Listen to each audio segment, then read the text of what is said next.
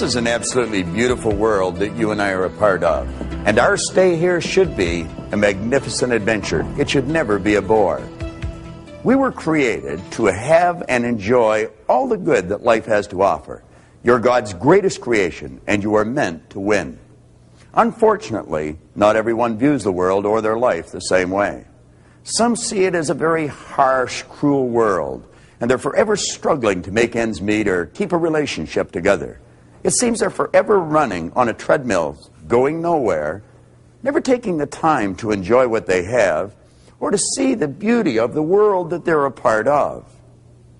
Have you ever asked yourself what differentiates the winners from the masses? Well, I have.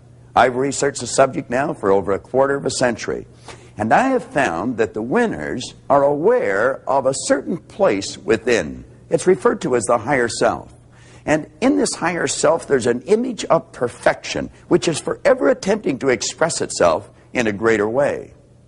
When the winner wants to turn their dreams into physical realities, they call on this higher self. And they set about and change the world, not just for themselves, but for everyone in it.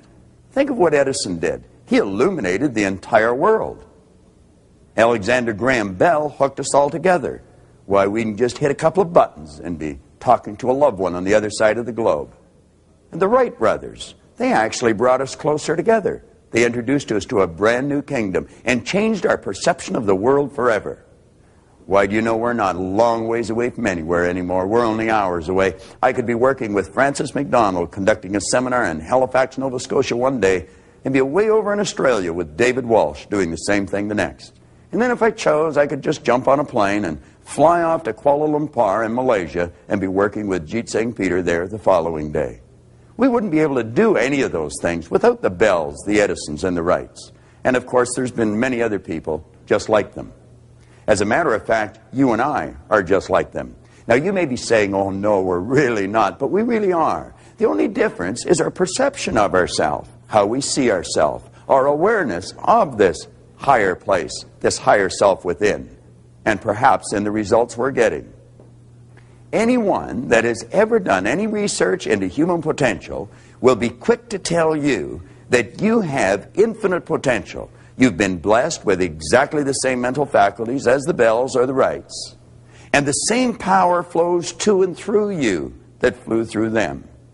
Now, do you know that you can take and build the most magnificent dream in your mind? And by following the instructions in this program, we're going to show you how to turn them into results. So listen to the program the way you're instructed. Follow your exercise book. You're going to develop what we've referred to as a winner's image.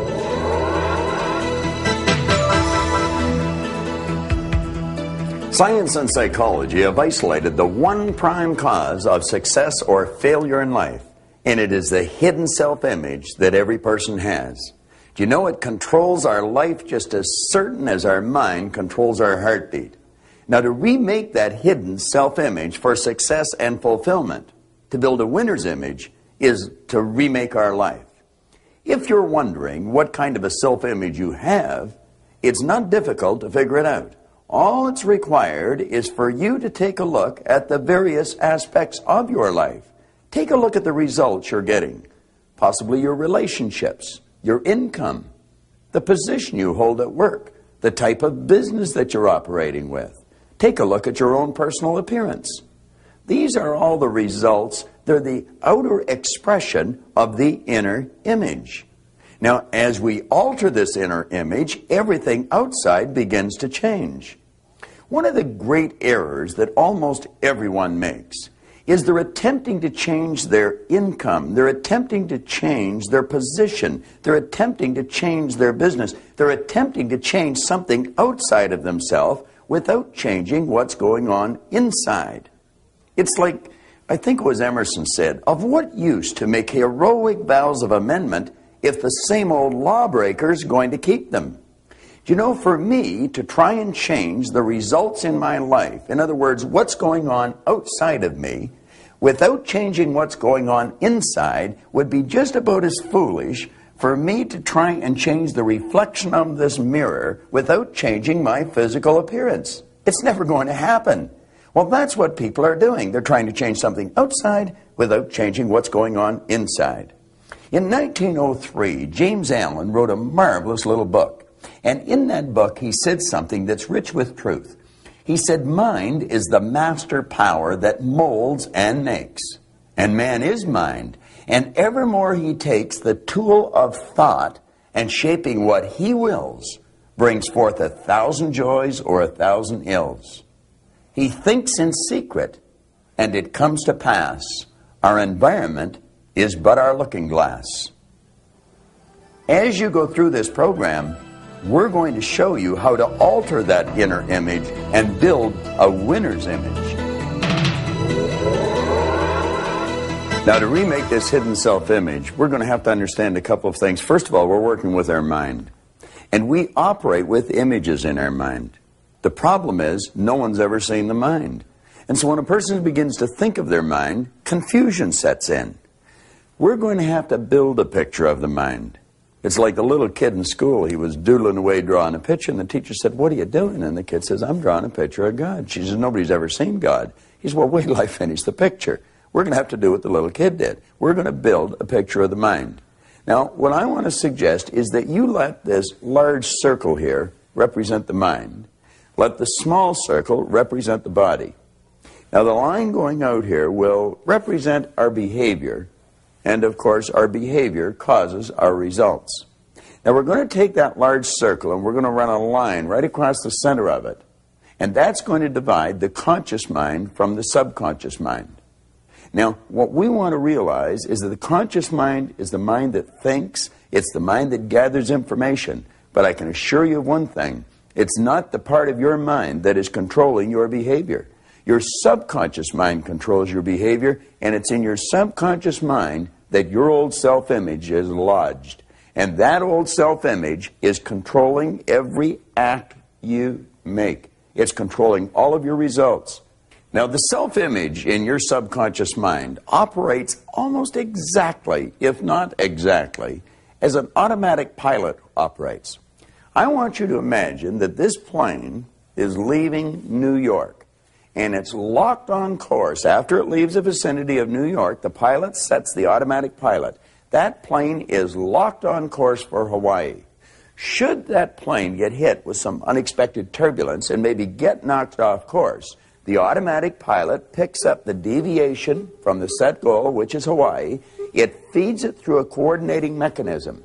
The thrust of the engines are altered, the flaps are altered, and that plane is brought right back on course again. It will ultimately get to Hawaii. Now, the self-image in a person's subconscious mind operates exactly the same way. Let's suppose a salesperson's self-image has them locked on for writing $1 million a year in production. That person may have a big week. They get flying off course. They might write $300,000 worth of business in a week. Their self-image will pick up the deviation from the set objective, which is $1 million a year. They're way off course. It feeds that information, the deviation from the set goal, into the coordinating mechanism, which is the person's nervous system. Their behavioral patterns will change until they're back on course. Ultimately, at the end of the year, they've written $1 million, even though they had a week at $300,000 or $400,000. It's the same with a student in school. Let's suppose a student's self-image dictates that they're getting a D average in school. Now, the parents, the teachers may turn the heat up, really pour the coals on, and the child will go in and have a test, and he may come out with a B plus on that test. But that is not consistent with the child's self-image. The self-image picks up the B plus, deviation from the set objective. It feeds it into a coordinating mechanism. The child's behavioral patterns will change until they're back on course, and ultimately they're right back to a D average. If they want that child to get a B, if the salesperson wants to increase the business, they're going to have to alter the self-image. Now, the first step in altering that image is to fantasize. Just take the lid off your marvelous mind and dream. A German engineer by the name of Carl Benz had a fantasy, and he literally turned his fantasy into a fact. And in January 1886, Carl Benz was issued a patent for the Benz motor carriage, and the age of the automobile had dawned. This is a replica of that magnificent machine. And you know, before Benz ever turned his fantasy into a theory even, certainly long before he turned it into a fact, he had to ask himself a couple of questions that you and I and every other dreamer will have to go through. He had to ask himself, am I able to do this? Well, he seemed to have that innate awareness of this higher self, this image of perfection within him, and he saw himself as a person that was actually able to take and turn the fantasy into a fact. Now, he must have been a pretty courageous guy because there were no horseless carriages in those days. But then he had to ask himself, am I willing? And you see, he had to ask himself, am I willing to accept the ridicule that I'm bound to get? Am I willing to accept the failures? Well, he said, yes, I am willing. He was willing to pay the ultimate price to turn his fantasy into a fact. And ridicule he got. His own partner thought he had gone mad, and he had to find himself a more congenial colleague to work with. He would take this thing out in the evening. He'd take it out at night, so no one would see him. He'd escape some of the ridicule. And time after time, he couldn't get it going. He had to push it back. But it never dawned on him that he would not ultimately realize his dream. When this magnificent machine completed its first long journey with Benz at the wheel, every beat of the engine found an answering echo in the heart of the driver, as every turn of the wheels brought him closer to his goal, to the realization of what once was a fantasy. Now, in order for you to turn your fantasies into a fact, you have to go through exactly the same process as Carl Benz. And if you do go through the same process, you'll meet with exactly the same success, regardless of the opposition you might come up against. You have to ask, am I able to turn this fantasy of mine into a fact? Can I actually realize it? Can I turn my dreams into reality? Now, you're either going to say, yes, I'm able to, or no, I'm not. If you realize you are able, if you have an understanding of this potential, this power within you, then you have to ask yourself, are you willing? And there's a long series of tests there. You don't even know what you're going to come up against. One thing is for certain, you'll come up against ridicule. You may have to move. You may have to do all kinds of things that you don't even think about. You have to be willing to do whatever's required if you really want to turn your fantasy into a fact. The second you say, yes, I'm willing, at that instant, you've created your theory. Now, if you happen to run into a stumbling block on the able part, I'm going to help you over that just a moment. Before you can turn your fantasy into a fact, you first have to turn it into a theory. And before you can do that, there's a couple of tests that you're going to have to pass. You have to first ask yourself, am I able to do this? Am I actually able to turn my fantasy into a fact? Now, generally, when a person doesn't know how to do something, they say they can't do it. The truth is they can. You and I are capable of doing anything. We are God's greatest creation. We're spiritual beings. And as spiritual beings, we're able to do anything at all. All things are possible. Our objective is to figure out how, not whether we're able to or not. Now, it would appear as if the only way I could get to the other side of this ladder is to climb over the ladder. But the truth isn't always in the appearance of things. You see, I could just walk through this ladder. Now, where I might have used an illusion to get this point across, you might want to think of this for a second. All obstacles are illusions. But the obstacles cause us to have doubts in our mind. Are we really capable of doing this? You know, if you had formed the attitude that every obstacle is an illusion, just like this ladder, I didn't have to climb over it. I could just walk right through it. Well, you may not be able to walk through some of the obstacles, but I can guarantee you this. You're able to figure out how to get around them, how to get over them, or how to get to where you want to go. You're able to do anything. So get the idea about whether you're able or not right out of your mind. You're quite capable of doing anything that you want to do. You can turn your fantasies into facts, just the same as Edison or Carl Benz did. The question now you want to ask yourself, am I willing to? Am I willing to do whatever is required to realize my dream? You can answer yes to that question. Like that, you've built a theory in your mind and you're well on your way. Now let's review what we've done. We've built our fantasy. We've admitted we're able to do it. We said, yes, I'm willing. And what we've got is a theory. We've got a dream. We have a winner's image in our conscious mind. Now our objective is to firmly plant it and let it take root in our subconscious mind so that it will change our behavior and change our result. To properly deposit your winning image in the treasury of your subconscious mind, it's vitally important that you remember the first law of learning. It's repetition. Use this program every day over and over and over again for 90 days. Now, this might not make a whole lot of sense to you, but I want to suggest that you take a half an hour, possibly first thing in the morning or maybe just before you go to bed at night, and put this videotape on and watch it every day for 90 days. You'll find that all the important points start to get burned right into your mind, and it'll also start to change your life. You're going to develop a heightened awareness of all the key points of this program. Take the audio cassettes from this program, clear your car of all other cassettes, and just put these 3 tapes in. And all the time you're in the car, play these audio cassettes. Now you're going to find that you'll be able to talk right along with me. You're going to know the next word that's coming. And you're going to find that these ideas are going to become a part of your way of living, a part of your way of life.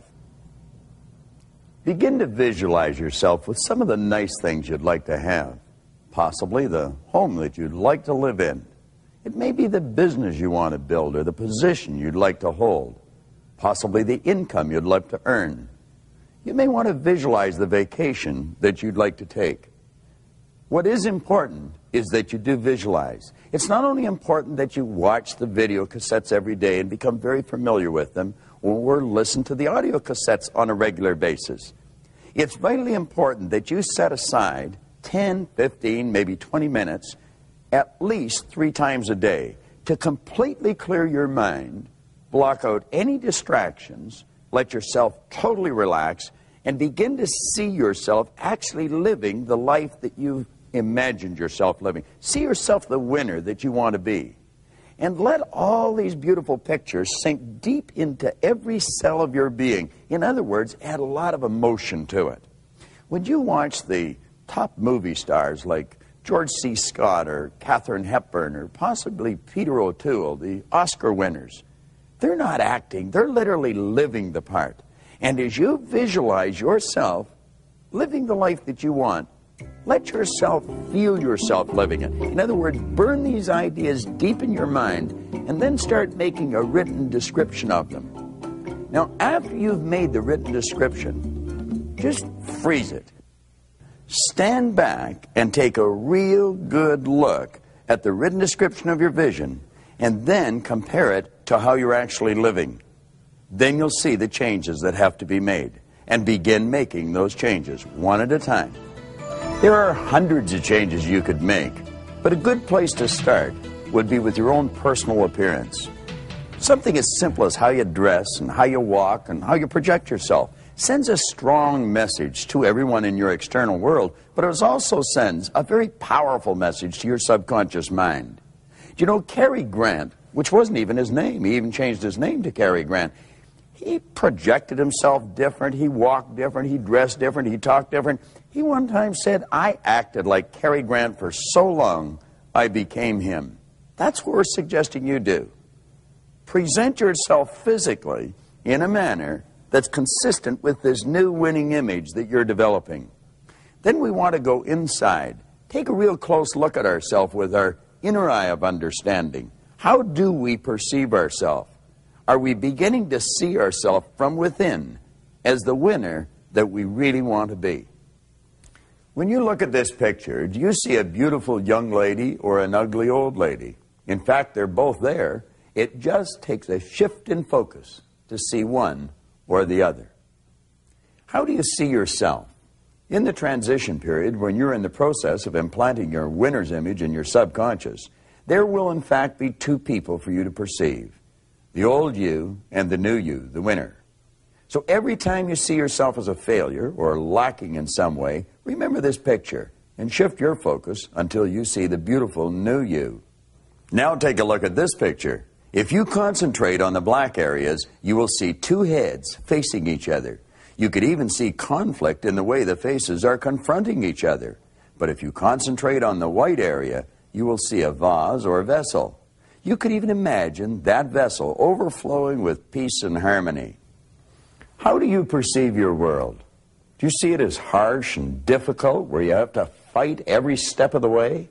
Or do you view it in the way a winner does, aware of abundance and plenty for all? A winner is never in conflict with his world. He sees harmony in all situations and lets it work in his favor. All it takes is a shift in focus. Now let's review the overall process. We built the fantasy, we admitted we're able, we said we're willing, we built the theory. We committed to use the program, both the video and the audio cassettes. We've completed the exercises in the workbook. We're working towards making the changes. We're beginning to visualize on a regular basis and emotionalize those visions 3 times a day. Now, do you know, every time we do that, we're impressing that winner's image upon the subconscious mind. And every time we impress that winning image upon the subconscious mind, the old image fades. The one becomes stronger, and the old one becomes weaker. Ultimately, that winner's image becomes our new self-image, and the reflection of it is obvious for the whole world to see and for you and I to enjoy. That's when you'll look at yourself and you'll see you're actually living your fantasy. And you'll know and realize that you've created a better world for yourself and everyone else to enjoy. And you'll also realize that what you're looking at is a reflection of your own winning image. Now, this video has given you an excellent overview of what can and must be done for you to develop the winner's image. I want to recommend that you follow the instructions in your exercise book, listen to your cassettes every day, do exactly what we've suggested, and you're going to turn your world into one of absolute beauty. Remember what Emerson said, what lies before you and what lies behind you are actually tiny matters compared to what lies within you, an image of perfection. Keep developing that winner's image.